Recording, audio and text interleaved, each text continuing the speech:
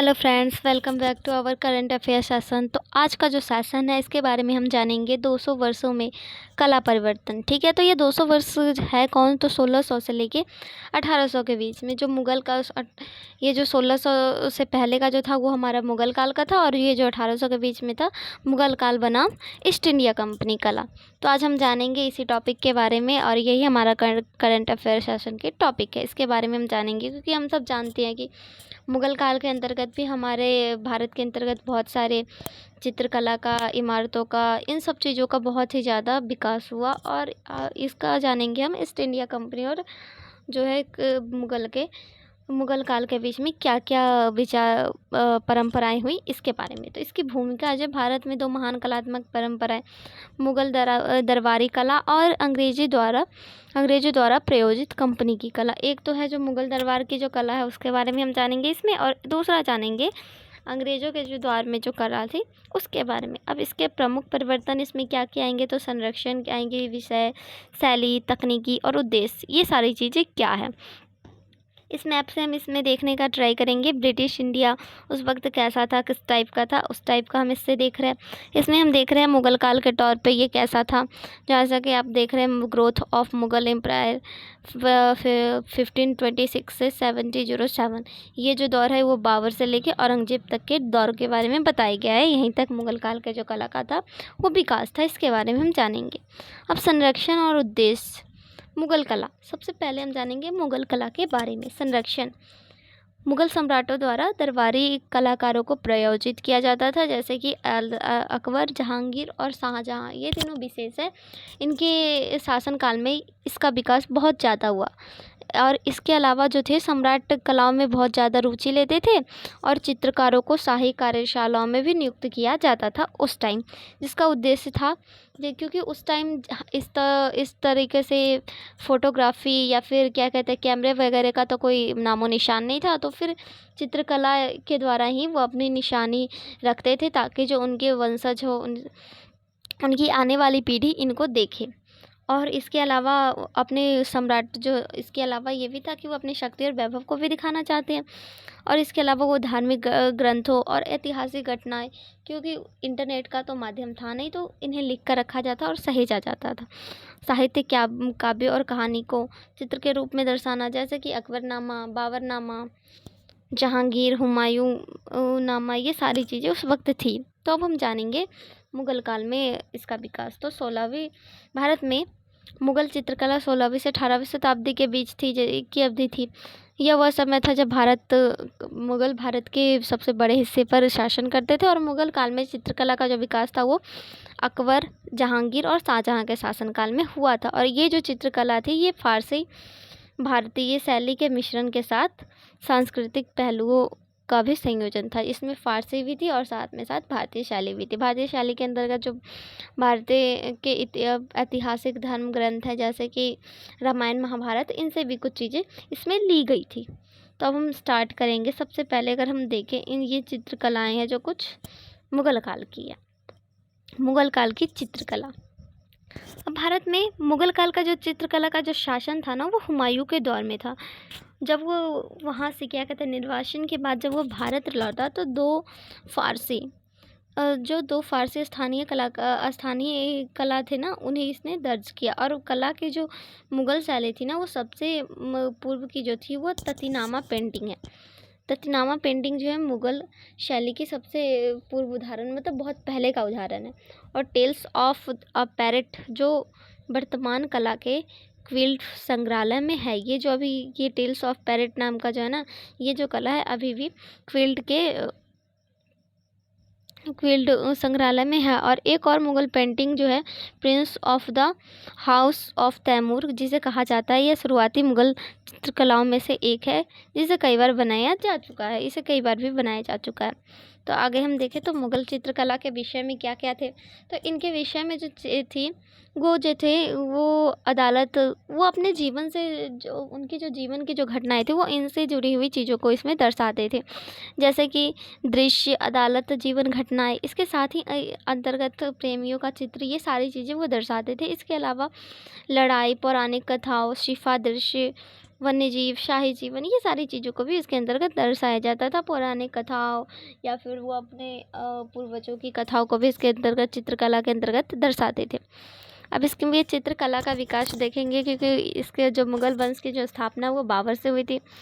तो बाबर के काल में जो है चित्रकला का कुछ खास देखने को नहीं मिला था, क्योंकि उनका जो शासन काल था ना वो बहुत कम समय के लिए था।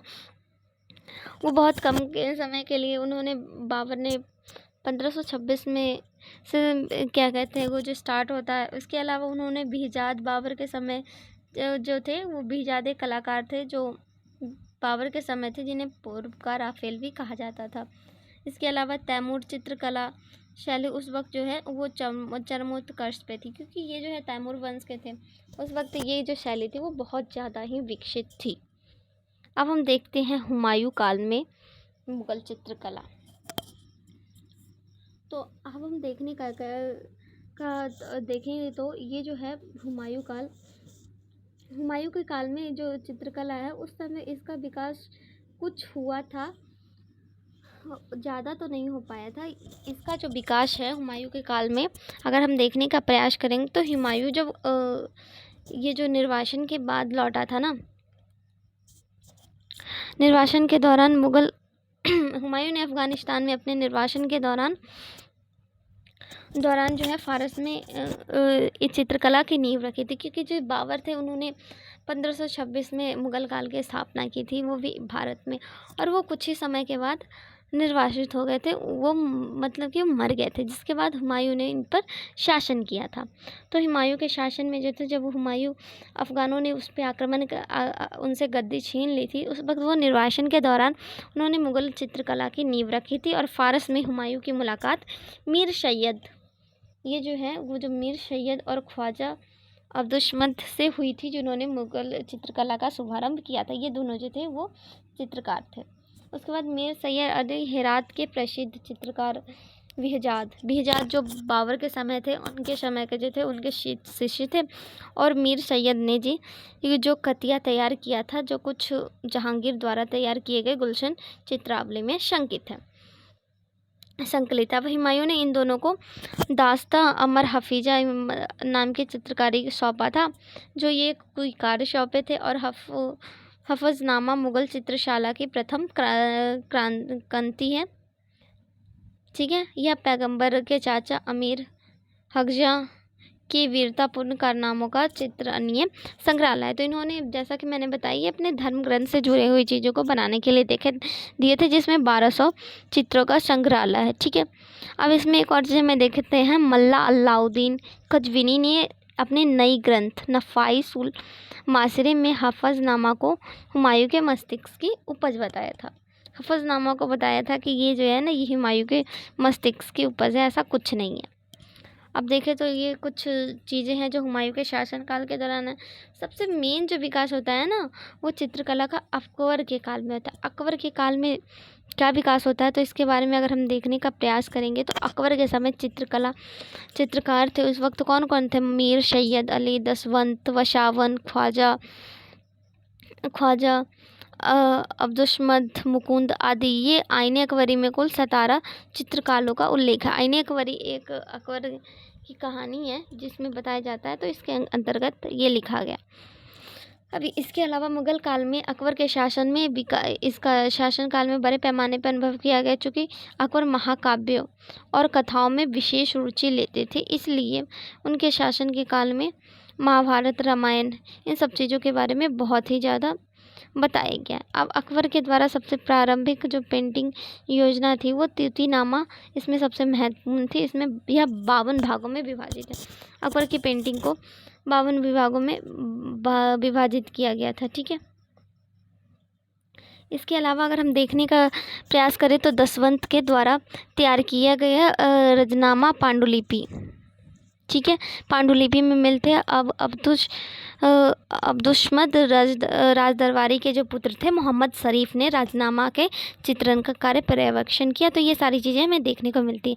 अकबर के समय सबसे पहली बार भित्ति चित्रकारी की शुरुआत की गई थी। ये सारी चीज़ें हमें यहाँ से देखने को मिल रही है।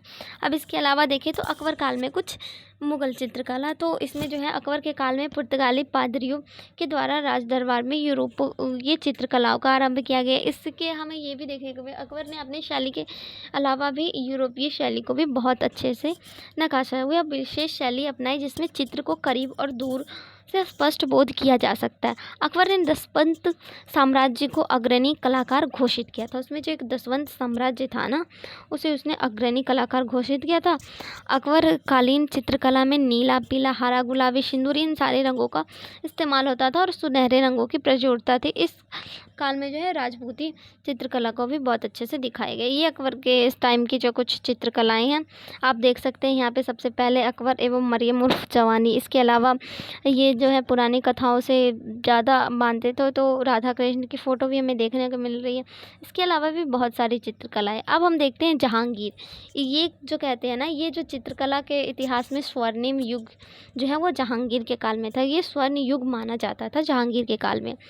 अब हम बात करें तो ये जो जहांगीर है ना, बल्कि उसमें यथार्थवाद, प्रकृति प्रेम, व्यक्तित्व, ये सारी चीज़ों को उसमें दर्शाया गया था। अब यथार्थवाद की बात करें तो जहांगीर के चित्रों में चेहरों में समानता एवं स्वाभाविक मुद्राओं पर जोर दिया जाता। चेहरों में समानता एवं उसकी जो स्वाभाविक मुद्राएं थी तो उन पे ज़्यादा जोर दिया था। उनसे स्पष्ट होता है जो चित्र व्यक्ति का असली छवि नहीं दिखा है सकता वो बेकार है। उनका यह मानना था कि जब चित्र के द्वारा व्यक्ति का असली छवि नहीं देख सकते तो ये चित्र ही बेकार है। अब क्या कहते हैं, प्रकृति चित्रण, फल फूल, प्रभावशाली व्यक्तित्व का चित्रण, सम्राट। प्रभावशाली व्यक्ति के अंतर्गत कौन आएंगे? जो प्रभावी व्यक्ति हैं, सम्राट, राजकुमार, दरबारी, विशेष दूत आदि, ये सारे। अब यूरोपीय प्रभाव, यूरोपीय पेंटिंग्स और मूर्तियां से प्रेरित होकर 3 आयामी प्रभाव लाने का प्रयास किया इन्होंने, और इसमें जो है प्रकाश, छाया एवं प्रक्षेप का प्रयोग करना शुरू कर दिया। ये 3D इफेक्ट को भी इसमें दिखाने स्टार्ट कर दिया। अब प्रसिद्ध कलाकार उस वक्त कौन थे? उस्ताद मंसूर, जो पक्षी और जानवरों का चित्रण करने में निपुण थे। बिशन दास, ये दरबारी चित्रों में निपुण थे। अबुल हसन, ये नादिर ये जो है कालाजाई चित्रकार की उपाधि ये जो है जहांगीर के द्वारा दी गई थी, ये उनमें निपुण थे। ठीक है, अब हम बात करते हैं जहांगीर के काल की, हमने कुछ देखा। अब हम बात करते हैं शाहजहाँ के जो काल में है, अगर हम इसमें शाहजहाँ के काल की जो चित्रकलाएं हैं उसके बारे में अगर हम देखने का प्रयास करें तो शाहजहाँ के समय आकृति चित्रण और रंग सामंजस्य में कमी आ गई थी। उसके साथ उनके काल में रेखांकन और बॉर्डर की उन्नति हुई थी।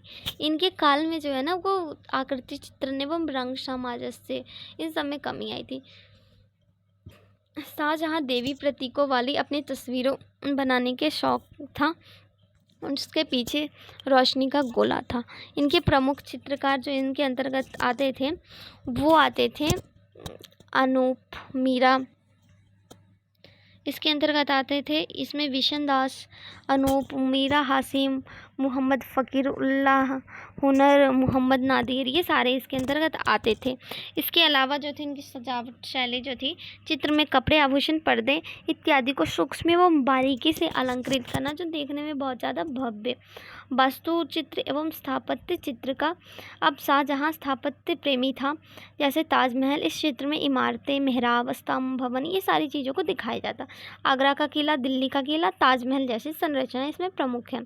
अब शाहजहाँ का दरबार में चित्र, जहाँ बारीक सजावट वाले सिंहासन पे बैठा मिलेगा, ये सारी चीज़ें हमें यहाँ से देखने को मिल सकती है। इसके अलावा शाहजहाँ के जो भी चित्र बने हैं उन सब में प्रायः सर्वोत्तम वस्त्र एवं आभूषण धारण किए चित्र दिया गया। इस काल में चित्र में विशेष विषयों जैसे कि रंग महल, विलासी जीवन, ईसाई धर्म शामिल है।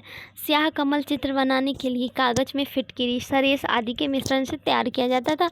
इनकी खासियत बारीकियों एवं चित्रण था, जैसे कि दाढ़ी का बाल, एक एक बाल को बहुत बारीकी से दिखाना। इसके अलावा गुलिस्ता या फिर शादी बुस्ताना, ये सारी चीज़ें, दरबारियों के बीच ऊंचे आसन, इन सब चीज़ों को बताना, दिखाना। ठीक है, अगर अब हम देखें तो हम देखते हैं औरंगजेब के बारे में चित्रकला का विकास। तो औरंगज़ेब, ये सारी चीज़ें हैं, ये कुछ पेंटिंग है जो शाहजहाँ के काल में, जैसे कि यहाँ पे शाहजहाँ और मुमताज़ और उनके साथ आप देख सकते हैं कितने बारीक तरीके से और स्तंभ वगैरह से कैसे दिखाया गया है ताजमहल को। यहाँ पे इसके हम इनका ये फ़ोटो देख सकते हैं जहाँ पे शाहजहाँ बैठे हैं और इनके दरबारीगण, ये दरबार की फ़ोटो है।